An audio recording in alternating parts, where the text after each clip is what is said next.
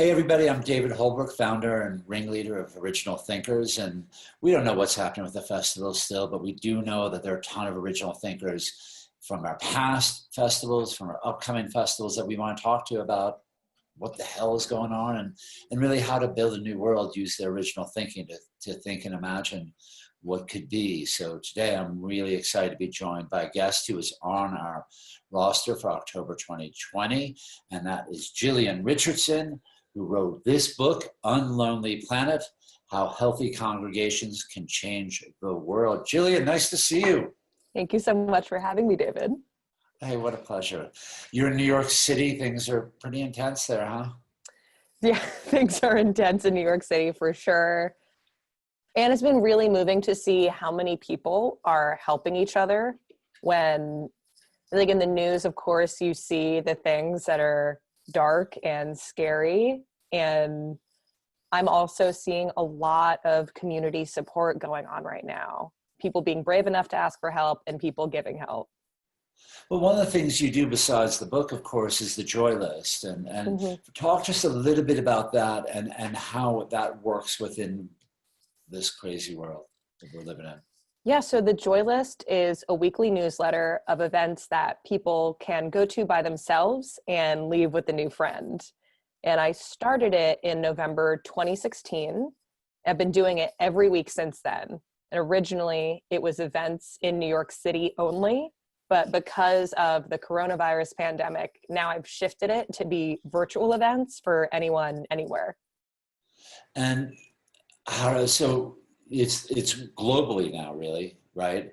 And what is the reaction of people tapping into this and psyched for it? The reaction to it is really just gratitude, because there are so many people, especially in New York City, but all over the world, who are stuck in apartments by themselves, no partner. Maybe they're with their family, but they don't get to have the depth of connection that they want.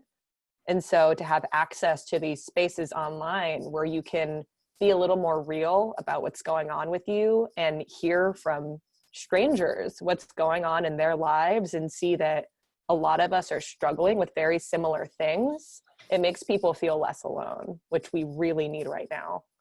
How do people access the Joy List? The website is joylist.nyc, but don't let the domain fool you. It is now only virtual events.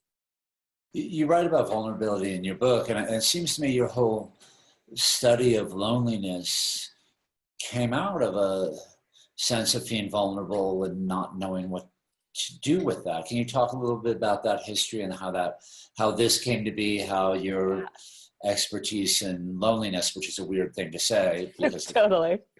How loneliness. How that all came about. Well, it's very much kind of like the wounded healer syndrome of, I became fascinated with the thing that I struggle with the most in my life.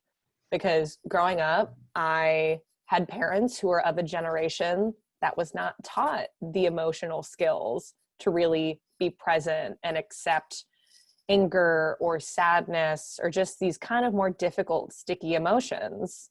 And there's no blame in that. That's just the reality of it.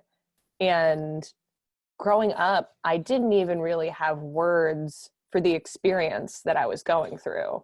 I knew that I didn't feel like I fit in.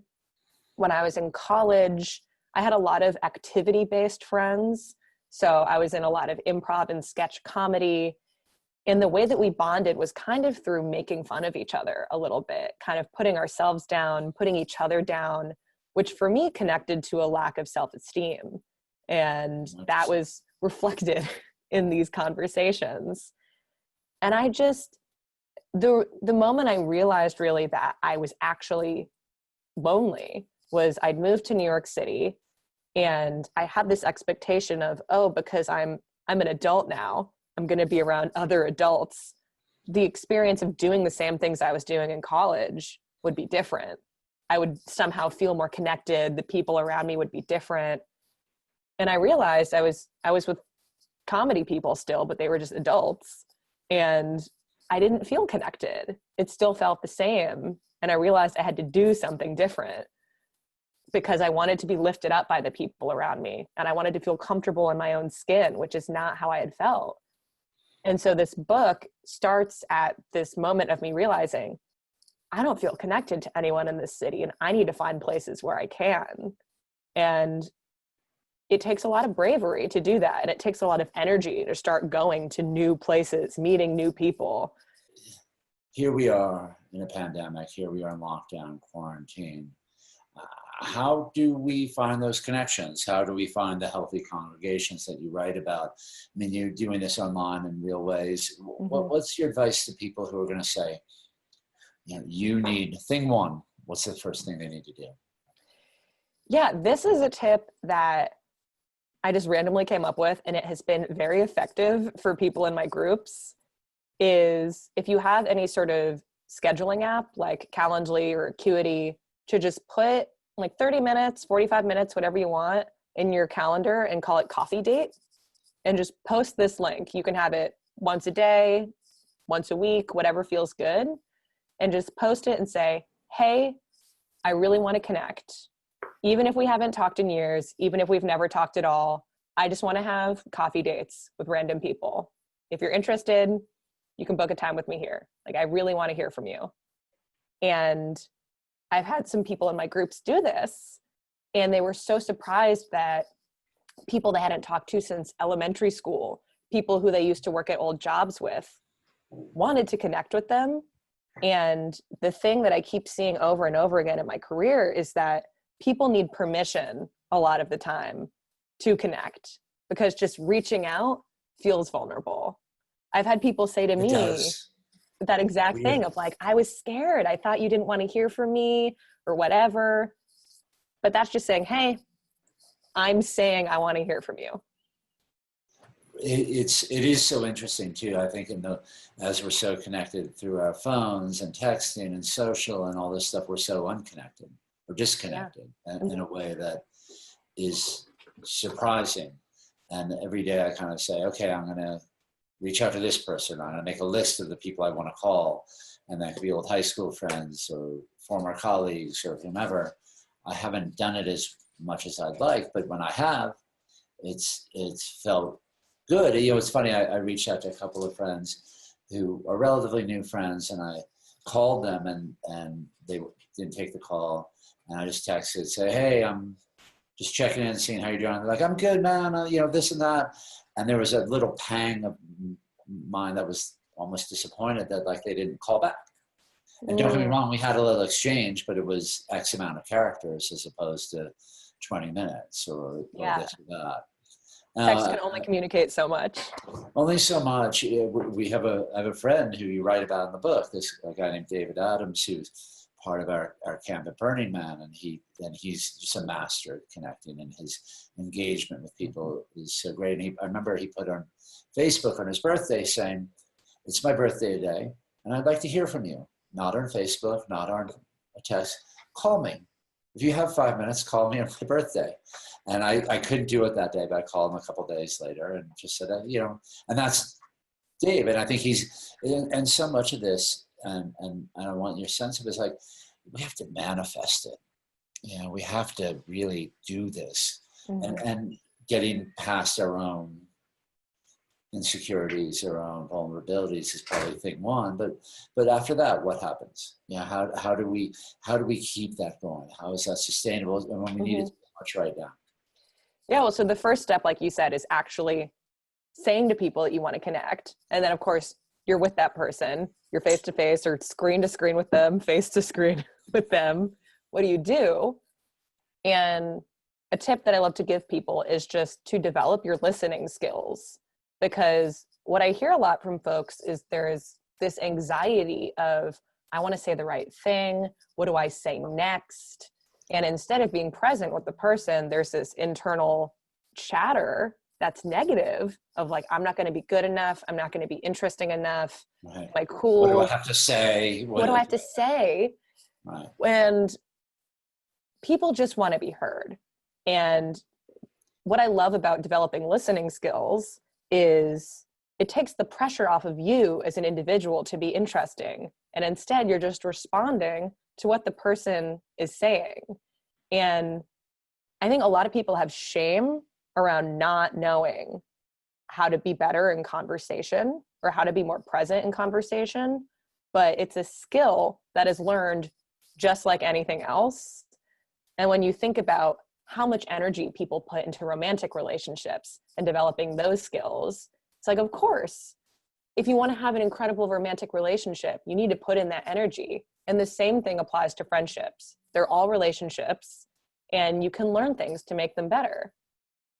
You actually wrote about recently, I think on Instagram and one of your newsletters, about a listening exercise. Will you take us through that real quick? Yeah, I love this so much. For anyone who wants to do this, use me as your excuse. Be like, oh, I was watching this video and this weird lady mentioned a listening exercise, because people often don't know how to initiate this. So you can put the blame on me. Excellent. And say, I would love to know what's going on in your life right now. I would love to know what you're thinking about. Would it be okay if I set a timer for like 10 minutes, 20 minutes, and you just share with me what's going on in your life? You just share, and when you're ready, say that you would like me to ask you some questions. And so typically what happens is you would talk for maybe 5 minutes, because that's how long people will talk until they kind of run out of steam. And then I ask you open questions. And an open question is anything that you could not possibly know the answer to. So, for example, if I ask you, have you considered going to therapy? Like, that's kind of a yes or no question. That's a very like prompt response. But if I say, has there ever been a time in your life when you felt this way? Or what would someone who you admire do in this situation? Something like that. It's showing that I have curiosity about you. And it's also giving you a prompt to think in a way that you probably haven't before. I'm in groups that do this every week. All we do is we share, and the other group members ask us open questions. And it's just so cool to see people have that moment of like, oh, I hadn't thought about that before. And just seeing people take a moment to be like, you listen to me so much and you're so curious that you asked me a great question. And I'm about to discover a new kind of nook of my brain that I wouldn't have entered otherwise. Right. It deepens it, and it helps us understand ourselves. Mm-hmm. And that is what's interesting. I mean, there's so many things that are interesting about it. You write in the book too that 75% of Americans are not satisfied with their friendships. Well, were you surprised by that number? And number one, then number two, what do we do about that? How do we bring that 75% number not satisfied lower? At first, I was really surprised by that. And I think the more work I have done in this space, the more I have realized that, and I do not have research to back this up, but this is my hunch, is that people aren't satisfied with their friendships because they're also not satisfied with their relationship with themselves. And I really just think that Americans especially, we're not really good at looking inwards, having these moments to just be with ourselves. And that's what we need, because if we're not comfortable in our own skin, and if we don't understand ourselves and have self-awareness, we're never going to feel like we belong, no matter how incredible the people we're around, because there's always going to be that voice in our head that says, like, I'm not cool enough. I'm not good enough to be here. This person says that they like me, but they don't actually like me. And that's never going to go away if we don't start with ourselves. In this time, how do we do that work? You know, are there things that people can, are there exercises, are there things that people can do to improve the relationship with oneself? Especially now that we theoretically have time to. Yeah. It's fine. I always feel a little nervous to give these tips. So I will preface by saying, if you're not in a good psychological state right now, do not do this. Hold off until a later time when you're feeling more stable. But there are a few books that I really recommend that have helped me understand myself and my own patterns more deeply. The first book that I recommend is The Body Keeps the Score by Bessel van der Kolk. And it's about how trauma lodges in the body, and it's about understanding like your ACE score, which stands for Adverse Childhood Experiences. Right. And you write about that in here. Yeah, I write about it in the book as well. That's intense. It's I gave a talk, and at the end I mentioned all this stuff, and transitioning into it felt so difficult because I'm a person who runs a thing called the Joy List. People expect the things that I'm going to share are always going to be kind of fun and upbeat and joyful, like duh. Right. And I'm deeply interested in this darker stuff as well, because if we don't look at these places, the kind of like the peak of happiness that we can reach is just less, because there's all this stuff sitting inside of us that we have never looked at. And looking at family issues, the way we were raised as a child, that stuff is so, so, so crucial, because it shows up in our relationships. The way that we were raised it's encoded in us as what we expect in relationships. And we don't look at it, nothing will change. And if we don't look at it too, it's we have to do something. I mean, it's so interesting to me that, what we actually do, what we do with our time. Do we pick up the phone and reach out to that high school friend? Do we do the work? I think you're right. If you were lonely, you were not alone. Mm-hmm. It's really, really interesting, that idea of people not feeling they're the only one. And yet there is almost a pandemic of loneliness out there in a way. What do you think is happening to that significant population in this incredibly challenging time?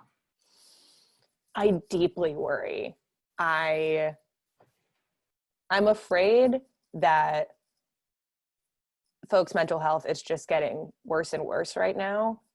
And I don't want to dwell on that. So what I will say is just that a thing that is very beneficial for me, and it's just been proven over and over again, if you're kind of spiraling into a dark place, is to help other people. That is one of the quickest ways to give yourself a sense of purpose and to help you just get a little more stable mentally, is just to be of service. But a thing that I've seen is that people who are struggling with something, being of service to someone who's struggling with something similar is extra powerful. And that's what any 12-step program is based on as well. But that could be just as simple as like you sharing on your Instagram story or on Facebook, or calling someone and saying, hey, if you're feeling really lonely right now, like, use me as a resource. Call me. I'm here for you. I'm feeling similarly, and I would just love to be a support for you. And just calling it out, because there are so many people, like I shared on my own Instagram recently, like that I've had some really dark moments during this time. Yeah, because this has been a really bizarre, unprecedented time in history. And to me, the fact that more people aren't saying how freaked out they are is just strange. And I've had a lot of people reach out to me and say, thank you for being real. Like, that there's people feeling a lot of shame right now that they're not writing their next novel, or baking bread, or baking sourdough bread for some reason. Because it's like, yeah, the world's falling apart. If you're feeling this existential dread, that totally makes sense. Like, I don't want to skip over how nuts what's going on right now is. Especially if you're in a place like New York City, where just the intensity is in the air. And we can support each other. And that's the easiest way to get out of that dark place. Yeah, it seems really critical. I mean, yeah, you have a quote of one of your chapters from Virginia Woolf, who writes, some people go to priests, others to poetry, I to my friends. Mm-hmm. Of course, Virginia Woolf spent some time in some pretty dark places herself. Yeah. But that's really critical, but it's also easier said than done. Mm-hmm. Can we make friends in this time? How do we deepen those friendships? Is Zoom the way to do that? I just read something from Priya Parker, complaining about Zoom, yeah, and how fucked up it is in a bunch of ways. Yet here we are. Mm-hmm. So what's your advice to people like, I need connection, I need friendship, I need to deepen those? What do people need to do? I mean, I'm like, one, look at the events in the joy list. Look, it's real though, Yeah. you know? Like those are all spaces that are designed for people to share in a way that might be deeper than you're used to. And that could be just a dance class. Like I've try and post as much as I can spaces for emotional release, for people to dance and shake out how they're feeling. Circles for women to just grief circles, grief support circles, things like that. Because I don't see them shared very often, and we are all going through collective grief right now. So that is a huge one, is to just find, one is like just shaking. Literally, if you Google like shaking virtual events, like our bodies like animals are just holding all this stress and tension. And that's why dance is so awesome. That's why if you ever have an intense workout and you kind of feel emotional afterwards, like you just released a lot of stuff. So that's one tip that's kind of more like hippie or woo-woo that I don't hear as much of. Like people keep saying to exercise, and that's one of the reasons why, is that you're shaking the stress out of your body. Right, and the endorphins start kicking up, but it's, you know, like I'm lucky to live here in Telluride, Colorado, and be able to go for rides, and I can go for pretty long rides for a while and not see anyone else. And in one way, that's really nice because I could be outside and I've got plenty of social distancing because it's the wilderness. The flip side of it is I'm not, you know, it's not really safe to do it with friends to a point, you know, and there are a couple of people I know who have tested negative that I know we can go do stuff, but I also know that it has its own issues. What we don't have is something, you know, and I thought somebody else had made this term up, but I love this phrase that Brene Brown came up with, that you talk about in your book, of collective effervescence. Mm-hmm.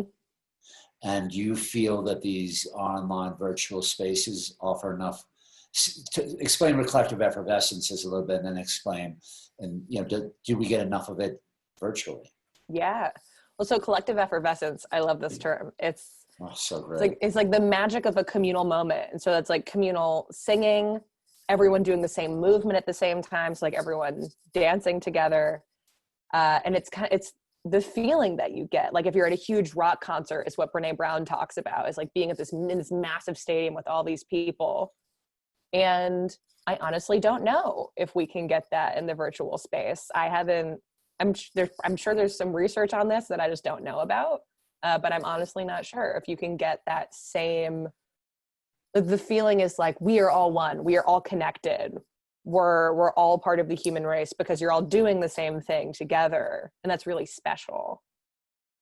Yeah, but that's critical, you know, and Mm-hmm. I also, besides Original Thinkers, I program the artistic director of a film festival in Dallas called Earth X Film.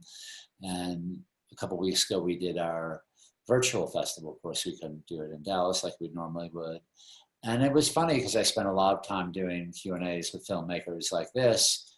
And I felt really connected to them for the 30 minutes that we were there, you know, and we did at one point a little cocktail party with some of our filmmakers, which was kind of fun to see people. But, you know, it's not what we want it to be, you know, but it's something. It's better than nothing. Yeah. But I do think, you know, and living in a place like Telluride, which is in the summer, our big chunk of our tourists are coming here for festivals, and most of the big festivals have already been canceled or postponed. And, you know, one will have a huge effect on our economy, but also those of us that live here like to go to those festivals. You know, we like to see the bands that are coming in or the films that are coming in. And I think, you know, there is going to be that lack of collective effervescence, and it'll be interesting to study what that all means. But do you have any sense of it as someone who's a not necessarily natural born gatherer, but someone who's learned to gather? I mean, I can't say what the big impact will be, but I can say for myself, I know it feels like there's this lack of aliveness that I have. And I know that impacts my mental health. It's just, it's like the potential for how I can be living, like the maximum experience, the maximum connectedness is just decreased right now. And I think on the one hand, it's giving us all this very interesting insight into what is it like when I don't have that option. Like you were saying about your friend who can't go off from her house and report. She's just with herself. Sure. And that is a gift. It's a different experience of being human that a lot of us have had ever. And I do worry about if we do this for too long, what's going to happen to folks' mental health, because we need to be around people. We need to see them reacting physically in front of us. And just, I mean, I study this stuff for a reason. It's what brings me joy, and bringing people together in the physical realm makes me super happy. Like I literally host cuddle parties. That's not happening right now. Not a lot. That's definitely not happening. And yeah, I think for me, there's this grief around what we're missing right now. Well, that physical touch, talk a little bit about that. That's a real absence. I'm lucky to have a family here on the same roof, but a friend of mine, Lori Garrett, is an expert on what's going on now. And she's been on CNN and everything. She's so impressive. And the big times, the New York Times wrote a piece about it recently. And she talks about needing a hug. Mm-hmm. Here she is writing about this pandemic, this global thing, which she totally saw was coming. And here she is in her apartment in New York City, which is a beautiful apartment and great view and lots of air. And yet what she really wants is a hug. Yeah, me too. Yeah, it's a real thing. It's amazing that you get to get that. It is.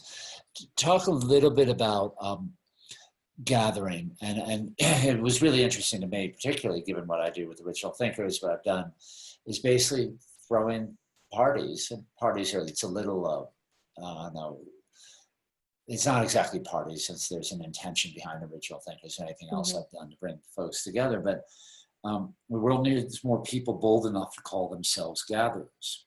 And for yourself, there is a certain boldness. And then you say something really interesting, which I had never thought about, but that the world's also not set up to reward gatherers emotionally or financially.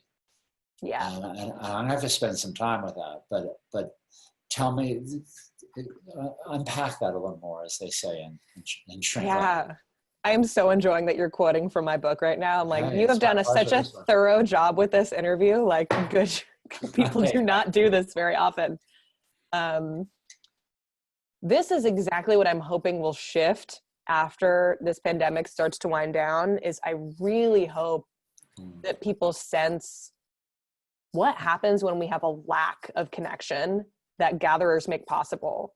Like people like you and me who bring people together for a specific reason. I really feel like when we bring people together, we are creating a vision of what is possible in the world. We're creating this little alternate universe where we're saying, what if we were present for each other? What if we loved each other? What if we worked together to make a better world? Or even just with a dinner party, what if we were really present with each other when we're speaking and we don't have our phones and we're sharing vulnerable stories? Like, that's simple, but it's deeply powerful. And right now we're globally experiencing what happens when we do not have these places to come together, where it's not possible. Because a thing that I hate when people say is like, oh, well, anyone can throw a dinner party, or like anyone can bring people together. But there is this kind of special sauce that you have to have. And it's this deep care for people and this presence and this love for just what people's experience is. And in our economy right now, we do not reward that. It is not a career that people are looking to get into, because at least for me, the people I know who are bringing people together a lot, unless they're hosting these like dinner parties for people in venture capital or something like that, they're barely scraping by, because people say, we're like, oh, well, why would I pay more than $20, $30 for this experience? And it breaks my heart because then people burn out. I do love that you're right. It's needs more people bold. The world needs more people bold enough to call themselves gatherers. Mm-hmm. And it is a really important thing, and I think we're seeing that more than ever. And your book is really helpful on that front. And I just want to put it up again: Unlonely Planet: How Healthy Congregations Can Change the World, by one Jillian Richardson. Yes, that would be you. Like, Thejoylist.ny. .nyc. Mm-hmm. .nyc, thejoylist.nyc. Anything else you want to share with us before we say goodbye? Two things. If you are a woman, I have a program called 4 Weeks to Find Your People, which teaches you how to deepen your relationship to yourself and others, which is on the Joylist website. And also on the Joylist website, this will be going live soon, but I have a waiting list for a new video course that I'm offering called Friendship School, which is also for women who've started their inner work and want to learn how to have a better relationship with themselves and others. Oh, that's so interesting. Don't get me wrong, women certainly need that, but I think men need it more. Oh, totally. I'll give 2 quick tips for that. Thank you. I'll take them. I have my own lens of the world, and so unfortunately, I cannot speak to men as much. But there's a program called Everyman, which is doing calls free for any man or anyone who identifies as a man, Tuesdays and Thursdays right now. So if you go to everyman.com, you'll find that. Also an organization called the Mankind Project, also doing virtual gatherings for men who want to learn how to become more in touch with their emotions and be around other men who want the same thing. And I've got a lot of guy friends who are doing these programs, and I think the world of them. Hey, that's really nice to know and really helpful. Mm-hmm. Check all these things out. Check out the Joy List. Jillian, really nice to see you again. Thank you. We'll see what happens in October. We'll keep you posted. We really hope this can Who knows? We'd love to have you out here, and I think there's so much to talk about on this front, and it's more important now than ever. And we're really glad to have you here at Original Thinkers, and hope to get you on our stage here and tell you about it before too long. Thank you.